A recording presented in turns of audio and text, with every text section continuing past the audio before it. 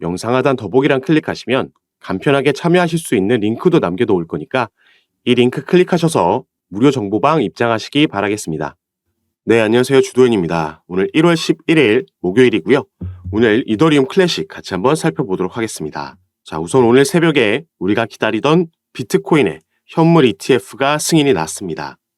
자, 이 ETF라는 건 이제 개별적으로 꼭 비트코인을 구매하지 않고도 비트코인에 투자를 할 수 있는 거기 때문에 이는 시장에 대한 접근성을 높이는 것은 물론이고 더욱 적극적인 투자가 가능해진다는 것을 의미합니다. 개인뿐만 아니라 이제 기관들도 이 낮아진 진입 장벽으로 인해서 시장 규모가 더 확대될 수 있다는 거고, 이 금융시장에서 가장 중요한 자금이 유입되는 거기 때문에 당연히 긍정적으로 작용을 할 겁니다. 자, 그런데 오늘은 비트코인의 현물 ETF가 승인됐을 때 비트코인보다 더 큰 폭으로 상승한 게 바로 이더리움이었습니다. 그리고 오늘 우리가 살펴보고 있는 이더리움 클래식도 무려 30%가 넘는 상승력을 보여줬었죠. 그래서 오늘 영상에서는 이더리움 클래식에 대해서 그리고 이더리움의 앞으로의 전망에 대해서 같이 한번 살펴보도록 할 겁니다. 자, 여러분들은 오늘 영상 본격적으로 시청하시기 전에 밑에 있는 구독과 좋아요 버튼 한 번씩만 눌러주시면 제가 이렇게 영상 제작하는 데에 큰 힘이 된다는 점 먼저 말씀드리고요. 추가로 영상 밑에 더보기란 클릭하시면 간편하게 참여하실 수 있게 제가 카톡방 링크도 남겨놨습니다. 들어오시면 오늘 살펴보는 이더리움과 이더리움 클래식, 이 개별적인 이슈들 뿐만 아니라 시장 전체에 영향을 주는 거시경제 이슈들, 그리고 또 경제지표 발표들도 있죠. 이런 이슈들에 시장이 어떻게 반응하는지 확인하고 여기에 따라서 우리가 가져가야 되는 종목 선정부터 알맞은 스탠스와 타점, 비중과 전략까지 카톡방에서 가장 빠르게 공유해드리면서 대응을 도와드리고 있으니까 이런 부분 받아보시면서 저와 함께 투자하실 수 있는 공간이니까요.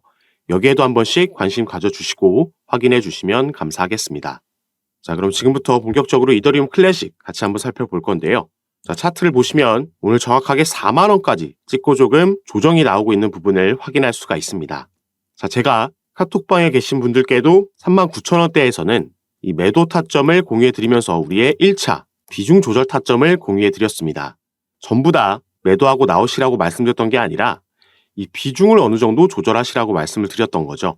그리고 그 이유에 대해서도 말씀을 드릴 건데, 일단 이더리움 클래식 같은 경우에는 28,000원에서 3만원대 라인, 바로 이 라인이 계속해서 저항으로 작용하고 있던 라인이었습니다. 우리가 이걸 주봉으로 살펴봐도 확실히 알 수가 있는데, 자, 이 상승분을 반납하고 나서 이 박스권을 형성하고 있을 때 계속해서 여기에 저항을 받았던 게 확인이 되는 거죠. 그래서 이 저항 라인을 뚫어주면 상승력을 보여줄 수 있었던 부분이고, 다만 상승력을 보여준다라고 해도 이때 잠시 하락할 때도 만들었던 박스권, 지지라인을 만들었던 부분이 있고, 이전에도 마찬가지였습니다. 이 두 개의 고점도 비슷하다라는 점에서 여기서 한번 쉬었다 갈 수 있기 때문에 1차 매도 타점, 비중 정리하는 타점을 공유해드렸던 거고, 지금 예상으로는 여기에 그렇게 오래 머물 거다라고 예상되고 있지는 않지만 매물대도 많이 형성되어 있지 않기 때문에 여길 또 박스권 상단을 뚫어주게 되면 빠르게 5만원대까지 치고 가겠지만 이 부분은 어디까지나 예상의 영역이죠. 그렇기 때문에 우리는 이런 고점에 한번 나와줬을 때마다 이 비중 조절이라는 걸 통해서 분할 매도를 반드시 진행하셔야 됩니다. 우리가 안 그래도 투자하고 있는 코인 시장은 위험자산 중에서도 그 변동폭이 가장 크게 나오는 투자군이죠. 그렇기 때문에 변동폭이 가장 크게 나오기 때문에 수익도 크게 볼 수 있는 만큼 손실도 그만큼 크게 볼 수 있습니다. 그렇기 때문에 조금 더 전략적으로 안전하게 투자하는 습관이 필요한 거고, 분할 매도와 비중 조절을 통해서 우리가 현금을 확보하고 또 수익을 실현하면서 가져가야 된다라고 제가 반복적으로 말씀을 드립니다. 그런데 제가 이렇게 비중 조절을 도와드리면서 매도 타점을 안내해 드릴 때도 이 부분은 개인마다 다를 수밖에 없습니다. 자, 얼마의 평균 단가를 보유하고 있고 또 비중은 얼마나 들어가 계신지, 현재 여러분들 상황에 따라서 이 포트폴리오 구성되어 있는 상황에 따라서 조금씩 다르게 또 안내를 해드리고 있습니다. 그래서 여러분들 섣부르게 매도를 진행하실 필요도 당연히 없지만 이런 부분도 지양해야 되겠지만 무조건 아무것도 건드리지 않고 계속해서 가져가는 것도 그렇게 추천드릴 수만은 없는, 이것보다 좀 더 나은 선택지가 있다는 걸 말씀을 드립니다. 그래서 이런 부분 제가 카톡방에서 상담 도와드리고 공유해드리면서 함께 매매를 진행하고 있으니까 이런 부분 받아보시고 여러분들 투자 판단에 참고하셔서 매매 진행하시면 더욱 좋을 것 같습니다. 그리고 당연히 카톡방에서 제가 이런 부분 공유해드리면서 도움드리는 거 전부 무료로 진행하고 있는 거니까요. 이 부분 안심하시고 카톡방 입장하시고 나서도 먼저 이미 입장해 계셨던 분들이 제가 드리는 타점과 비중 통해서 이걸 어떻게 수익으로 연결시키는지 먼저 지켜보시기만 하셔도 당연히 괜찮습니다. 이걸 보는 것만으로도 충분히 도움이 되고 공부가 될 만한 정보들이니까 들어오셔서 직접 확인해 보시기 바라겠고요. 카톡방에 참여하실 수 있는 방법은 두 가지입니다. 먼저 위에 보이시는 제 전화번호 010-6531-7908번 위에 제 전화번호로 숫자 7이라고만 문자로 보내주시면요. 제가 이 문자를 확인하는 대로 순차적으로 연락드려서 카톡방 초대를 도와드릴 거고, 또 문자 전송 힘드신 분들은 아까 말씀드렸듯이 영상 밑에 더보기란의 링크 통해서도 참여가 가능하시니까 여러분께서 편하신 방식으로 연락 주셔서 카톡방 입장하시고 새롭게 나오는 정보와 대응 가장 빠르게 받아보시면서 함께 투자하실 수 있었으면 좋겠습니다. 자, 그리고 이더리움 클래식 같은 경우에는 이때 한번 급등을 만들어냈죠. 사실 2021년도에 대부분의 코인들이 대세 상승장 때 신고가를 기록하고 나서 쭉 하락을 했습니다. 그리고 2022년 4월 달에 이때부터 본격적으로 크립토 윈터, 코인 시장에 겨울이 찾아오면서 이전에 만들었던 상승분을 전부 다 반납하고 내려왔었죠. 그래서 이 이더리움 클래식이 아닌 다른 코인들, 예를 들어 솔라나 같은 경우를 보면요. 자, 같은 기간 2022년 4월 달부터 단 한 번의 지지를 받지 못하고 무너져 내려서 이 밑에서 박스권을 형성하고 있었습니다. 그런데 이더리움 클래식 같은 경우에는 마찬가지로 4월 달부터 거의 단 한 번의 지지를 받지 못하고 빼버린 건 동일한데 7월 달에 한번 올려줬다라는 거죠. 이게 9월 달까지 이어졌었는데 이렇게 다른 코인들과 다르게 한번 상승력을 보여줄 수 있었던 게 바로 머지 업그레이드였습니다. 이 부분은 이 이더리움이 기존의 채굴 방식이었던 프루프 오브 워크에서 프루프 오브 스테이크로 스테이킹 방식으로 변환되는 전환 업그레이드였기 때문에 더 이상 이더리움에서 채굴할 수가 없게 된 거였고, 그럼 이 채굴자들이 어디로 옮겨갈 거냐? 여기서 가장 크게 수혜를 받을 것으로 예상됐던 게 바로 이더리움 클래식이었기 때문에 이런 상승력을 보여줬다라고 이해하시면 되겠는데요. 오늘 보여주고 있는 이 급등도 이더리움의 개별적인 이슈라고도 생각해 볼 수 있습니다. 비트코인의 현물 ETF는 95%의 확률로 승인이 예상된다라고 지배적으로 시장이 예상하고 있었고, 이전부터 이 기대감에 상승력을 많이 보여줬던 부분이었죠. 그리고 만약에 비트코인의 현물 ETF가 승인된다라면 지금 이미 다음 타자로 여러 신청서가 들어가 있는 이더리움이 주목을 받을 수 있었던 거였습니다.